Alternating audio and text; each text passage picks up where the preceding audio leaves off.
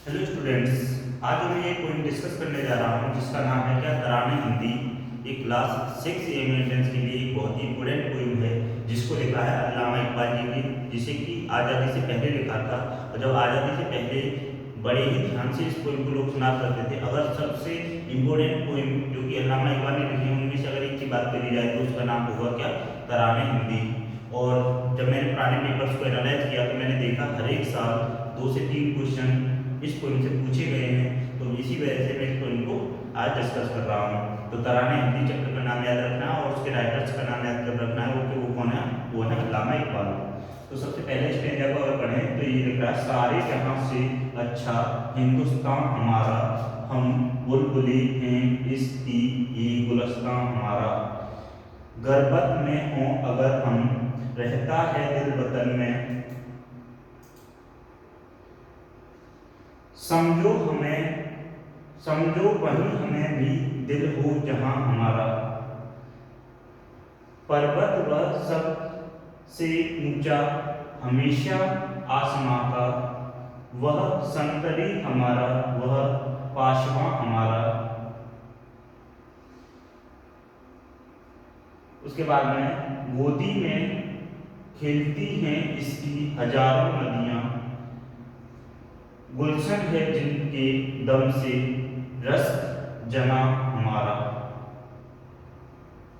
उसके बाद में ए अवरोध गंगा वह दिन है याद तुझको, उतरे तेरे किनारे जब कारवां हमारा। मजहब नहीं सिखाता आपस में बैर रखना, हिंदी हैं हम वतन है हिंदुस्तान हमारा।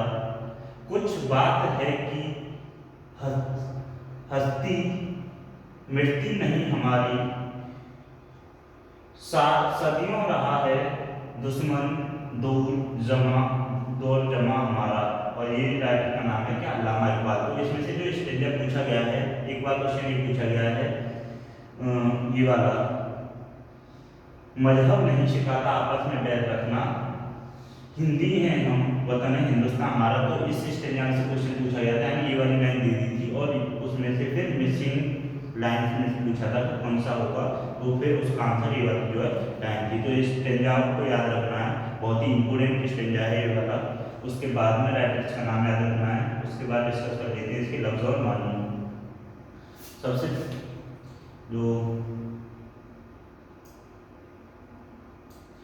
पहला वर्ड है क्या गुलस्तान। गुलस्तान का मतलब क्या होता है? बाग। उसके बाद है हमशा, हमसा, हमसा का मतलब होता है क्या पड़ोसी।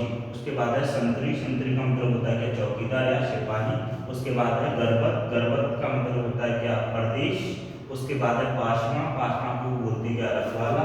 उसके बाद है गुलशन, गुलशन और गुलस्तान का मतलब एक ही है क्या बाग। उसके बाद ये क्या है रस्त जना, रस्त जना का मतलब होता है जन्नत भी जिसकी तरह बनना चाहे। रस्त जना का मतलब याद रखना क्या है जन्नत भी जिसकी तरह बनना चाहे। रोड मीन्स नदी। उसके बाद है कारवां, कारवां का मतलब होता है काफिला, काफिला या मुसाफिरों की जमात।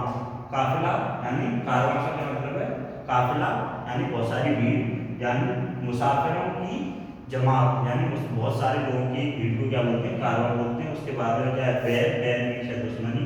उसके बाद क्या है हस्ती, हस्ती का मतलब है जिंदगी या वजूद। उसके बाद है दर्ज, दूर जम, दूर जमा, दूर जमा का मतलब है जमाने की गर्दश। ठीक है, तो ये इन सारी चीज़ों को याद रखना है और इसको उनको सही से रिवाइज करते रहना है और इसके नाम को और राइटर्स के नाम को याद रखना है इसको। इसमें ये इम्पोर्टेंट चीज़ है।